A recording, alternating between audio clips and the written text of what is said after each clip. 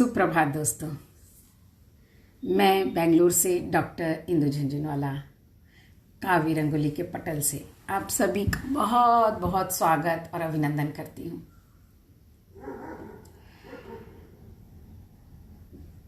हमारी जो ये यात्रा चल रही है कामायनी की, आप लोगों के मैसेज आते हैं कि बहुत बहुत सुंदर यात्रा है और बहुत आनंद आ रहा है। वास्तव में इस यात्रा में इतना आनंद क्यों आ रहा है?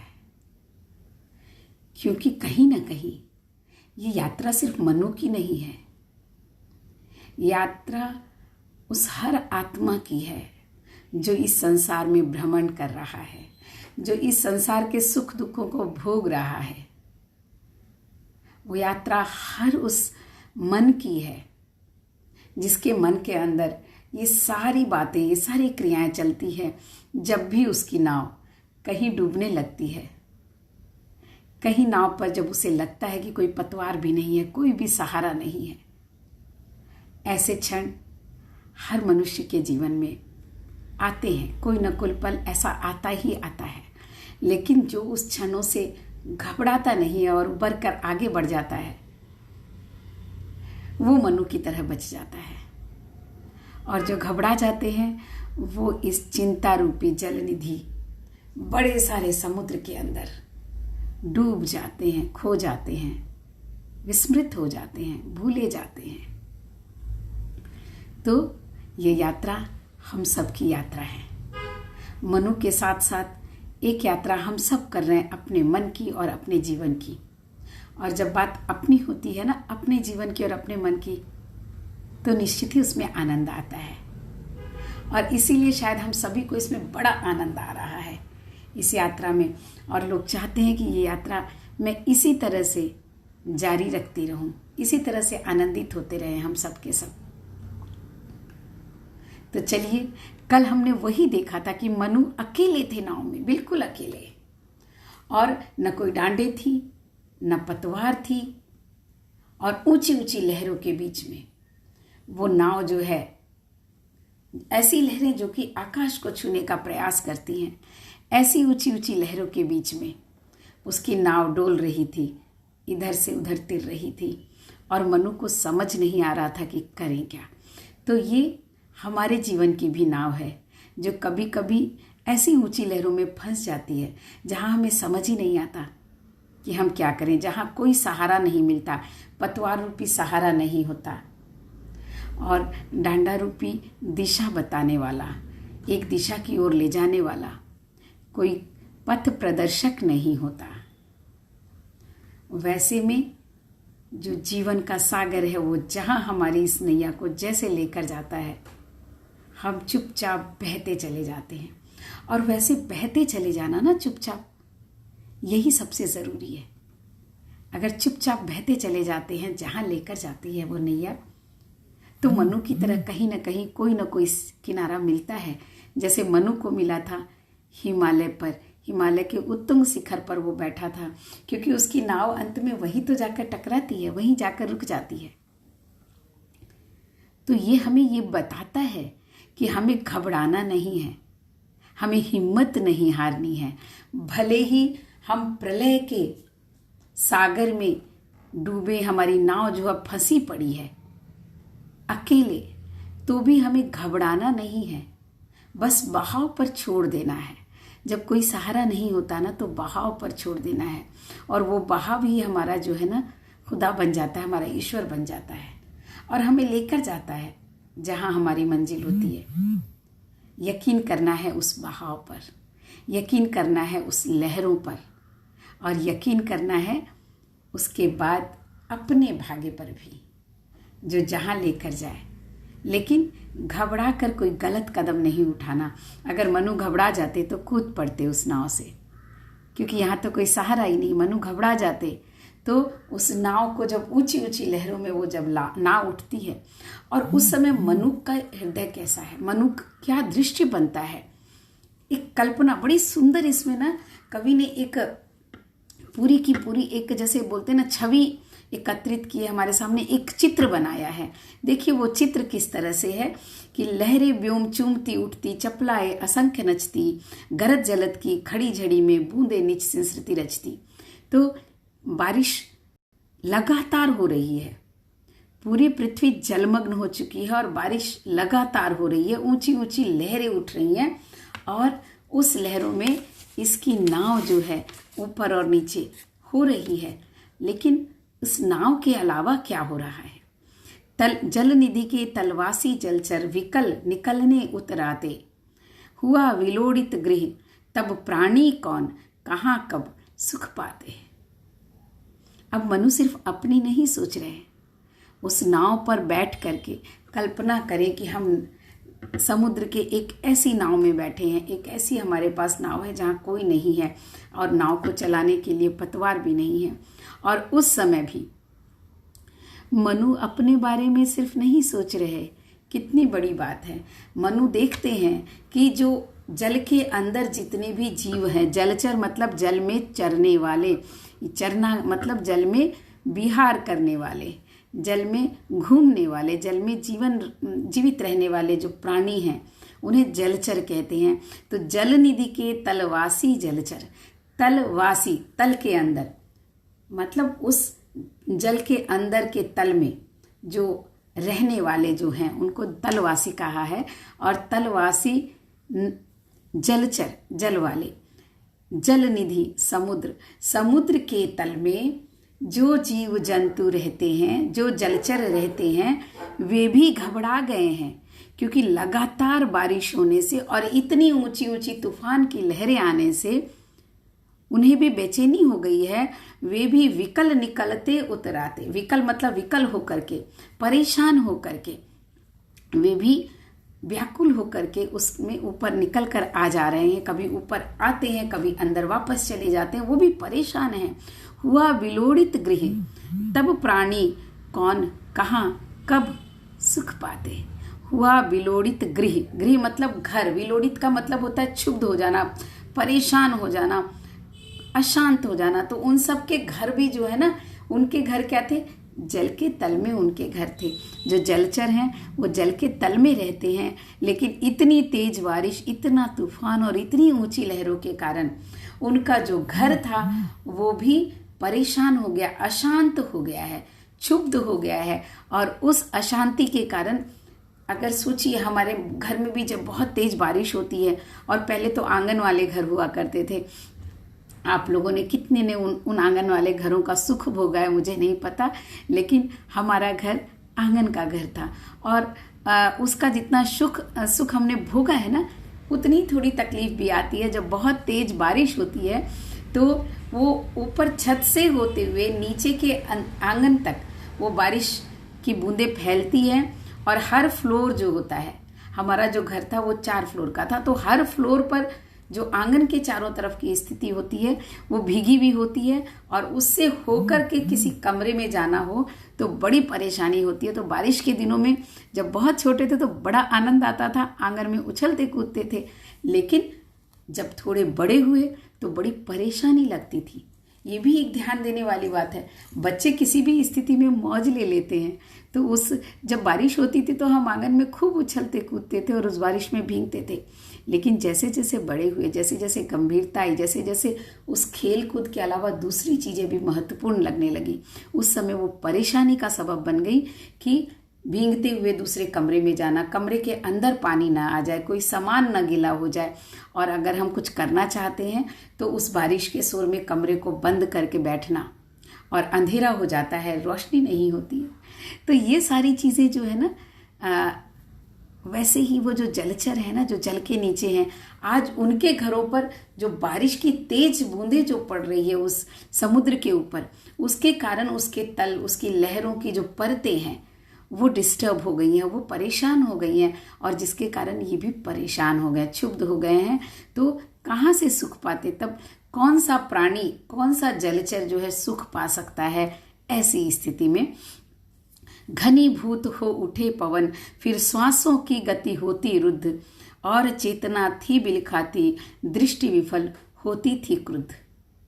अब देखिए, यहाँ पर मनु सिर्फ अपने लिए बिल्कुल भी नहीं सोचते, जलचर के लिए सोचते हैं, और फिर उनका ध्यान जाता है श्वासों पर कि घनीभूत हो उठे पवन। पवन भी इतना सघन, जब तूफान आता है तो कितना तेज आंधी जैसी चलती है ना, तो उस आंधी को इन्होंने कहा घनीभूत हो उठे पवन। तो पवन जो है इतने गहरे और इतने सघन हो गए, आंधी के लिए कहा है।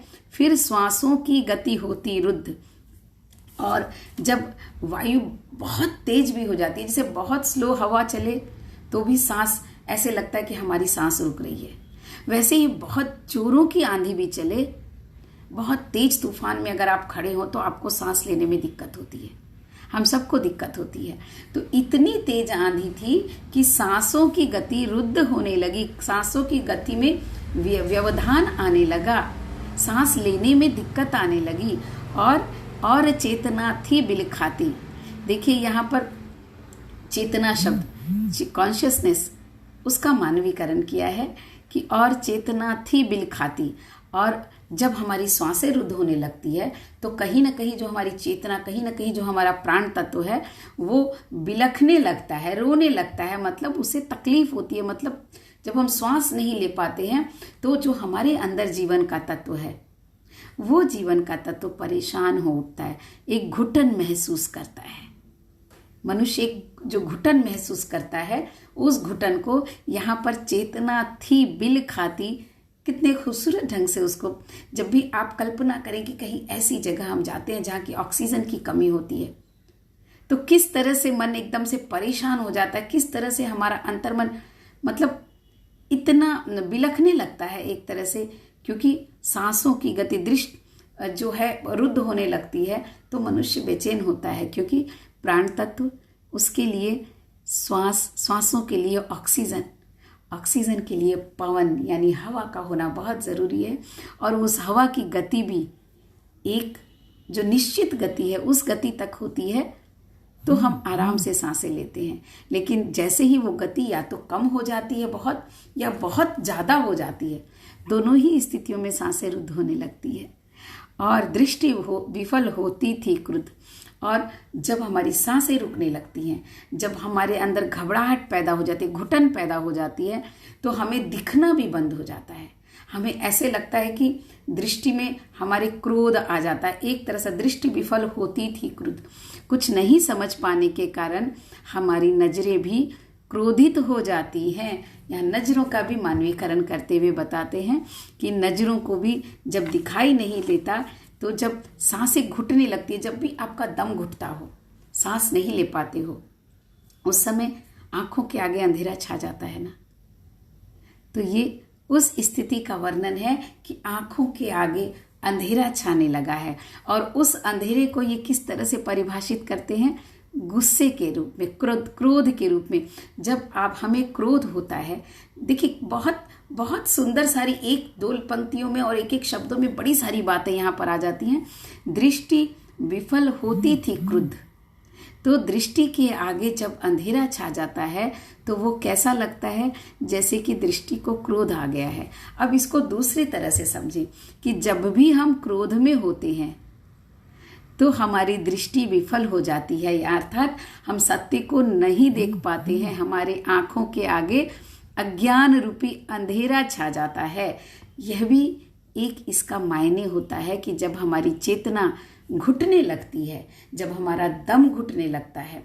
तो यहाँ पर अगर शारीरिक क्रिया की बात करें तो जब प्राण तत्व की कमी होती है, ऑक्सीजन की कमी होती है और एक घुटन महसूस होती है, तो आंखों के आगे अंधेरा छा जाता है और कहीं ना कहीं ऐसा लगता है कि दृष्टि को क्रोध आ गया है। तो दृष्टि को क्रोध आने का अर्थ क्या हुआ कि क्रोध में हमें कुछ भी दिखाई नहीं देता है। उसी तरह से चेतना के अवरुद्ध होने से हमारे आंखों के आगे अंधेरा छा जाता है। तो किस तरह से ये शरीर से मन तक की यात्रा है, गुण से अवगुणों तक की यात्रा हो रही है। देखिए कि हम क्रोध में भी सत्य और असत्य, सही और गलत की पहचान खो देते हैं। अंधकार, अज्ञान रूपी अंधकार हमारे आंखों के आगे छा जाता है। ठीक उसी प्रकार जब प्राण तत्व अवरोधित होता है, जब प्राण सांस हमारी रुकने लगती है, घुटन महसूस होता है, तो उसी प्रकार आंखों के आगे अंधेरा छा जाता है। बड़ा खूबसूरत सा वर्णन है। और तो पहले उन्होंने जलचर के बारे में सोचा, उसके बाद उन्होंने उस पवन के बारे में सोचा, उस हवा के बारे में सोचा, ऑक्सीजन के बारे में सोचा, जिसके कारण कि सिर्फ मनु का नहीं, उस पृथ्वी पर जो भी जलचर थे या जितने भी जीव अभी जीवित थे, चूंकि पृथ्वी पूरी जलमग्न हो गई थी, तो बाकी जो जीव मनुष्य जो प्रजाति थी जो, वो तो सारी नष्ट हो गई थी, लेकिन जलचर और नभचर ये सारे भी किस तरह से परेशान थे श्वासों के अवरुद्ध होने से, उसका बड़ा सुंदर वर्णन किया है। और खुद का भी कि उनके भी जब वो उस नाव में बैठे हैं और इतनी तेज हवा चल रही है, आंधी चल रही है, तो उन्हें भी वो घुटन सी महसूस होती है, सांस लेने में दिक्कत आती है। और उस विराट आलोड़न में ग्रह तारे बुदबुद से लगते, प्रखर प्रलय पावस में जगमग, ज्योतिर्गणों से जगते। देखिए, तो जब मनु अकेले बैठे हैं तो क्या होता है कि जो तारे हैं वो भी किस तरह से हैं, उस विराट आलोड़न में ग्रह तारे बुदबुद से लगते।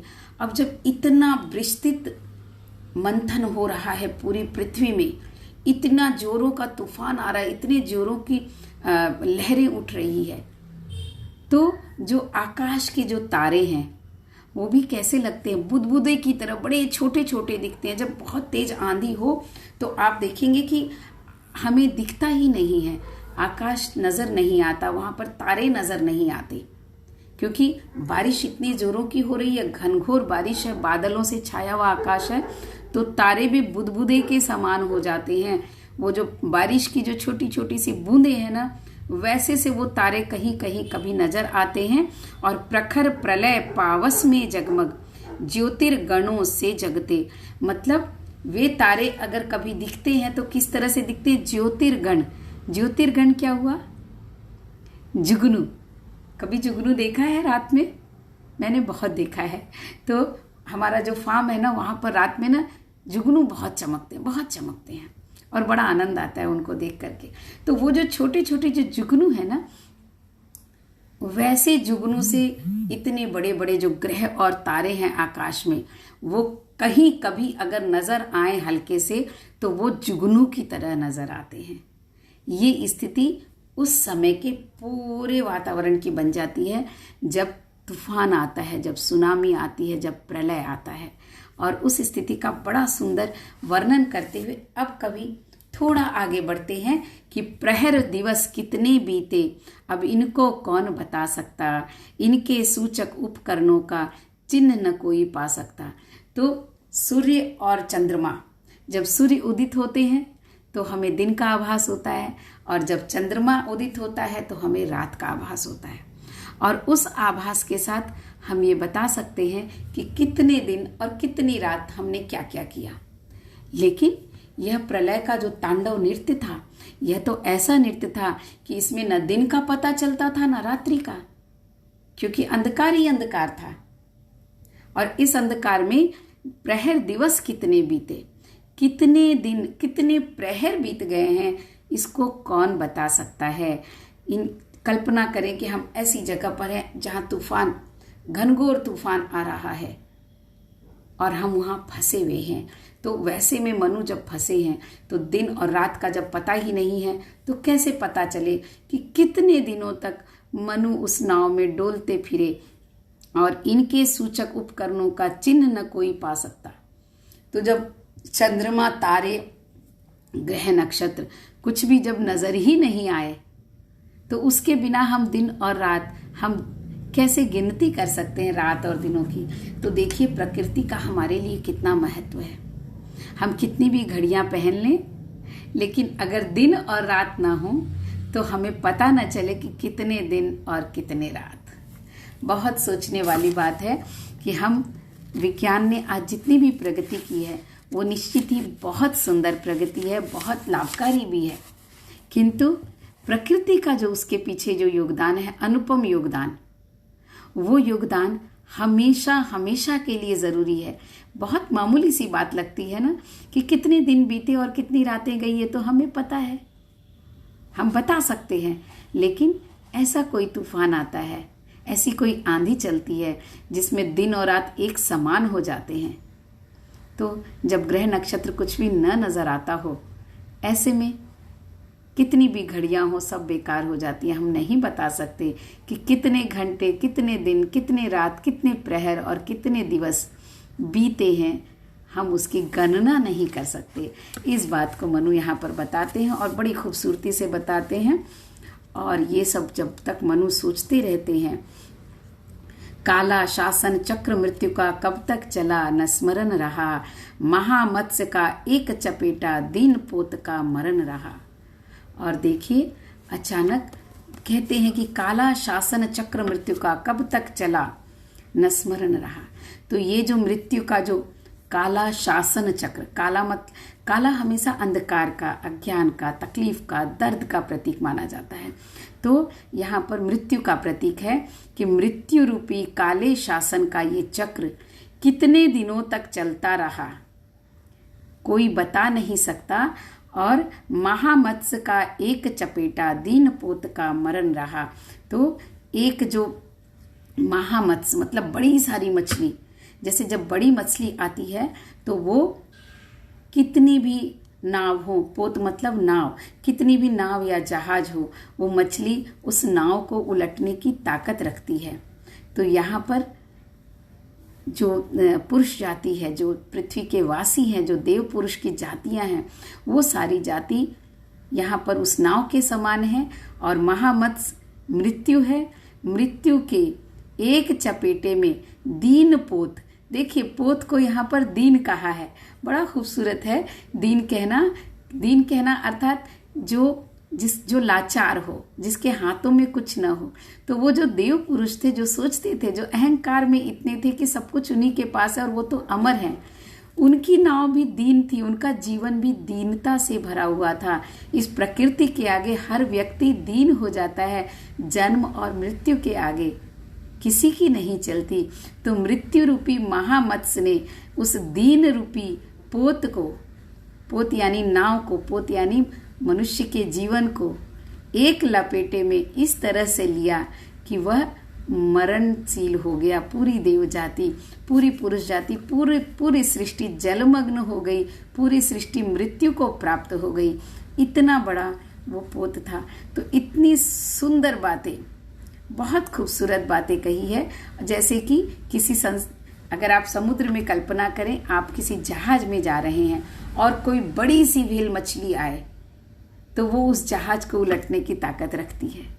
तो ये प्रकृति जो है ना, और ये मृत्यु और ये प्रकृति, ये उतनी ही क्षमता रखती है किसी के भी जीवन रूपी पोत को उलट देने की, यानी मृत्यु को वरण करवाने की क्षमता इस प्रकृति में है, जो कि उसने किया।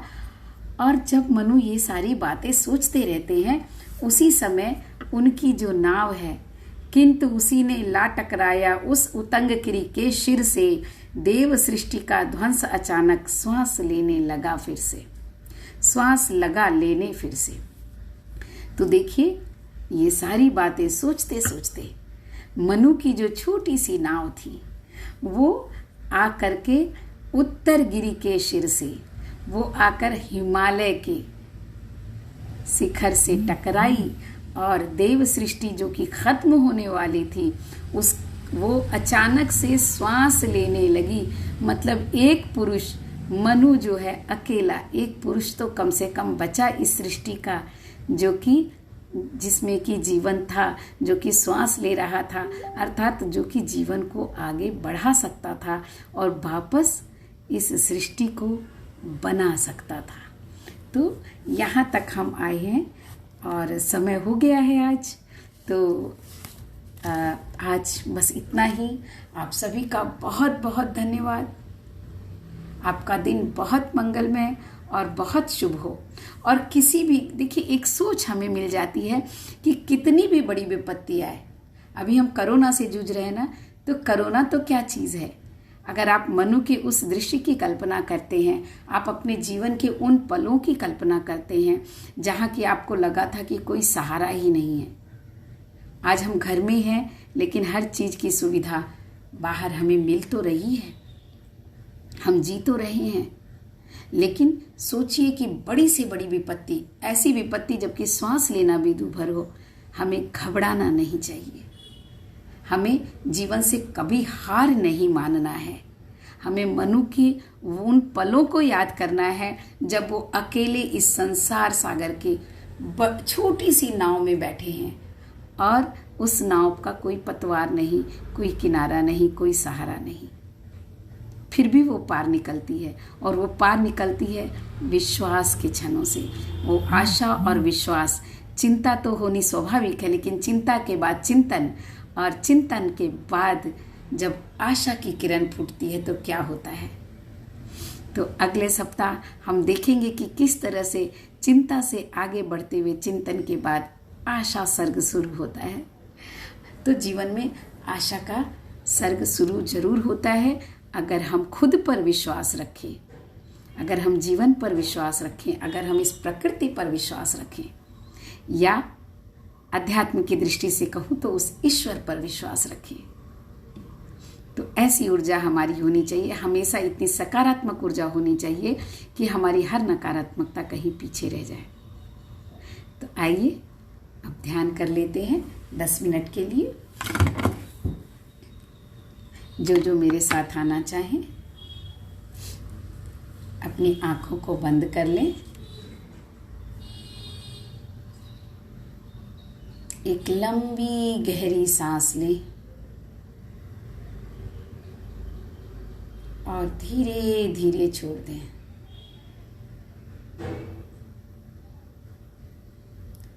दोनों पैरों के अंगूठे, उंगलियां, पगथली, ऊपर के पैर से होते हुए घुटने, घुटनों से होते हुए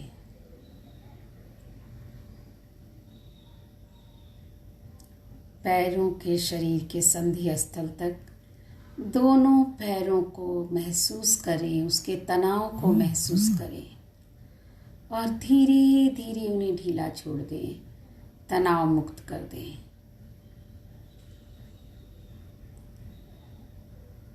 पीठ की ओर जाएं, जंघाओं के ऊपर, रीढ़ की हड्डी का आदि बिंदु, धीरे धीरे वहां से ऊपर की ओर गमन करें। पीठ के सारे स्नायु तंत्रों को महसूस करें, उसके तनाव को महसूस करें और धीरे धीरे कंधे तक आएं और पूरी पीठ को ढीला छोड़ दें। अब धीरे धीरे पेट के निचले हिस्से,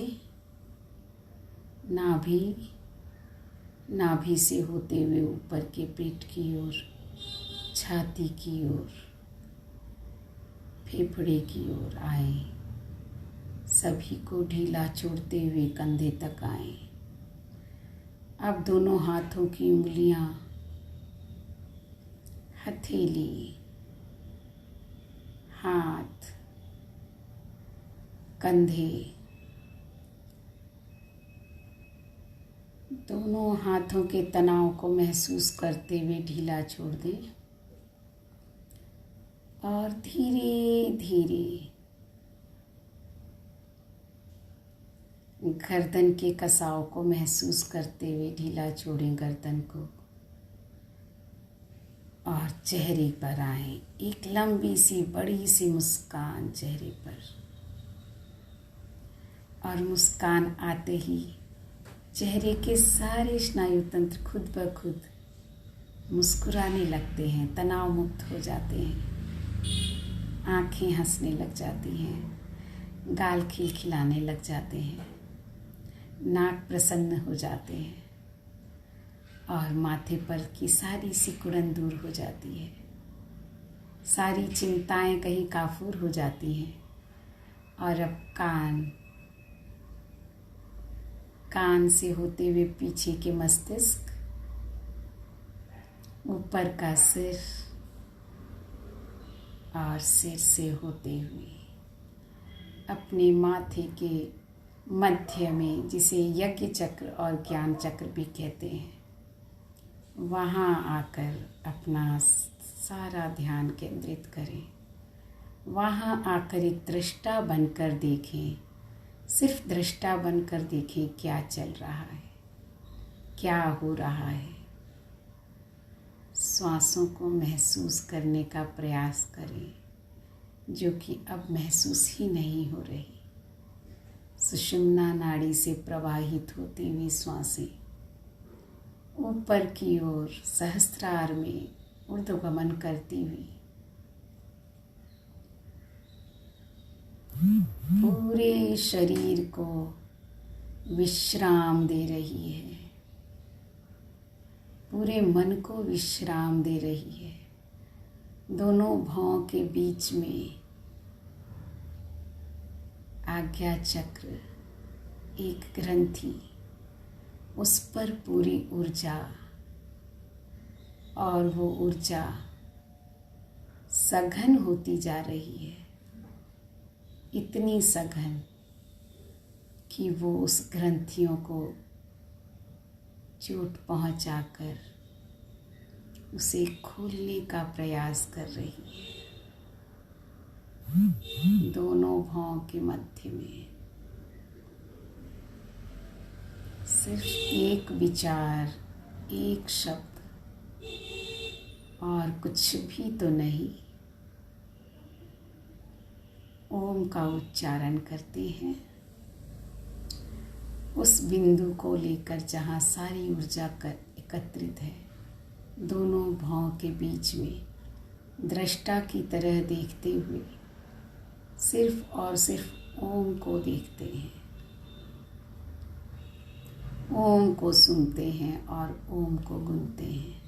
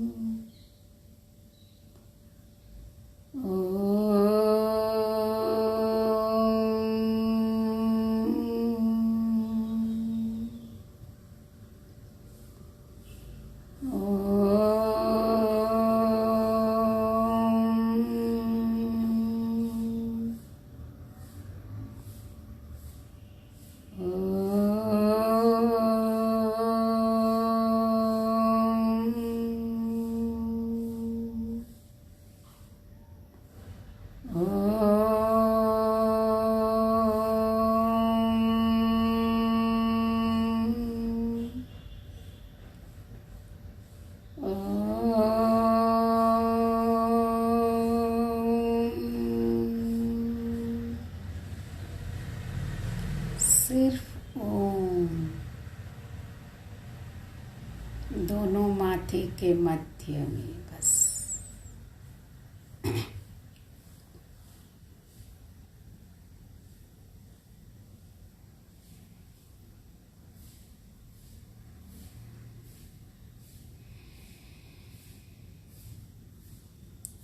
हसतो मां सत्कमय तमसो मां ज्योतिर्गमय मृत्योर्मां अमृतं गमय। माथे के मध्य में ध्यान। मैं अंधकार से प्रकाश की ओर गमन कर रही हूँ। मैं असत्य से सत्य की ओर गमन कर रही हूँ। मैं मृत्यु से अमरता की ओर गमन कर रही हूँ। सर्वे भवन्तु सुखिनः। पृथ्वी पर रहने वाले जितने भी चर अचर प्राणी हैं, सभी सुखी रहें। सर्वे भवन्तु सुखिनः। सर्वे सन्तु निरामया। सभी निरामय होकर बिना किसी भय के, बिना किसी संकोच के, बिना किसी कष्ट के विचरण करते रहें, सुख भोगते रहें। सर्वे सन्तु निरामया। सर्वे भद्राणि पश्यन्ति मा दुःख भाग् भवेत्। सभी सुख से रहें, आनंद से रहें, बस यही प्रार्थना है। यह प्रार्थना हमारे आज्ञा चक्र की है। आज्ञा चक्र पर केंद्रित होकर हमारी आत्मा की प्रार्थना है, सबके सुख की कामना है।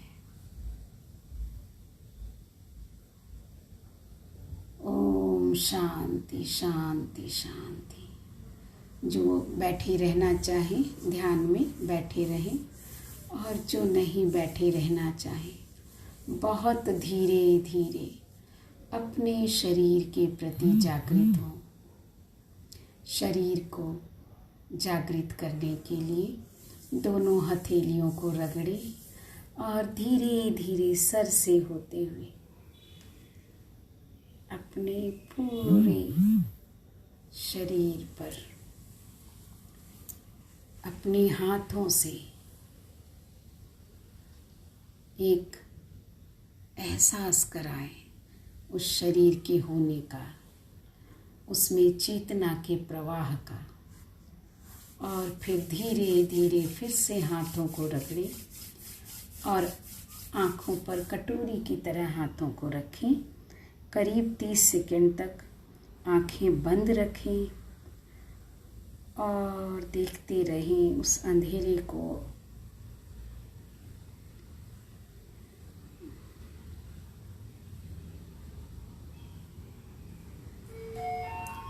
और धीरे धीरे अपनी आँखें खोलें। झटके से न उठें, बहुत धीरे धीरे उठें।